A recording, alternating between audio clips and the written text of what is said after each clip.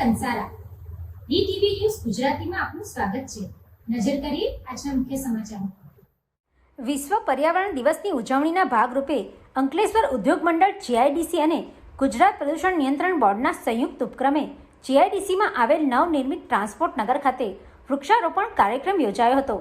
પર્યાવરણ સંરક્ષણ અને હરિયાળી ઔદ્યોગિક ક્ષેત્ર નિર્માણના સંકલ્પ સાથે આયોજિત આ કાર્યક્રમમાં મોટી સંખ્યામાં ઉદ્યોગ અગ્રણીઓ અને અધિકારીઓ ઉપસ્થિત રહ્યા હતા।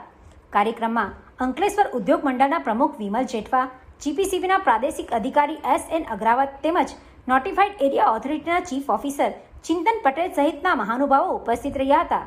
ઉપસ્થિત આગેવાનોએ વૃક્ષારોપણ કરીને પર્યાવરણ જાળવણી માટે સૌને આગળ આવવા અપીલ કરી હતી। આ પ્રસંગે અંકલેશ્વર જીઆઈડીસી વિસ્તારમાં પ્લાસ્ટિક કચરાના અસરકારક સંચાલન માટે મહત્વપૂર્ણ જાહેરાત પણ કરવામાં આવી હતી।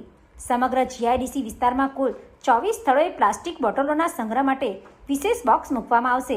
આ પહેલનો હેતુ પ્લાસ્ટિક કચરાનો યોગ્ય નિકાલ સાથે પર્યાવરણ પ્રદૂષણ ઘટાડવાનો છે। જોગર્સ પાર્ક, કમલમ ગાર્ડન, માનવ મંદિર, જયાબેન મોદી હોસ્પિટલ સહિતના જાહેર સ્થળોએ પ્લાસ્ટિક બોટલ એકત્રિત કરવા માટેના બોક્સ સ્થાપિત કરવામાં આવશે। આયોજકોના જણાવ્યા મુજબ ઉદ્યોગો અને નાગરિકોના સહયોગથી આ અભિયાનને સફળ બનાવી પર્યાવરણ જાગૃતિને વધુ વેગ આપવામાં આવશે।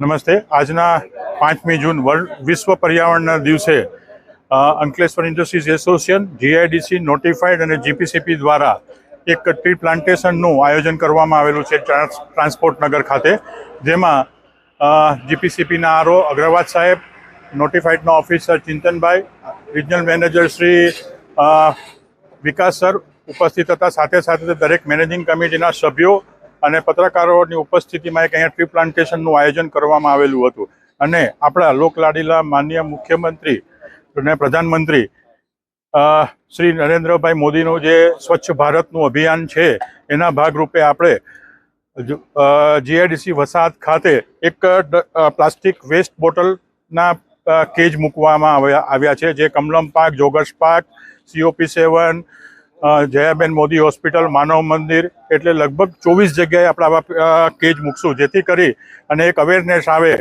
કે આપણે પ્લાસ્ટિકનો વેસ્ટ ગમે ત્યાં ફેંકીએ નહીં અને આપણામાં જાગૃતિ ફેલાય। તો વસાહતના દરેક મિત્રોને વિનંતી કે આ કેજનો ઉપયોગ કરજો, જેથી કરીને આપણે સ્વચ્છતાના ભાગરૂપે એક અનેરું પગલું જે શરૂઆત કરી છે એમાં આપણને સફળતા મળે। Pintu Modi, DTV news, Ankleshwar.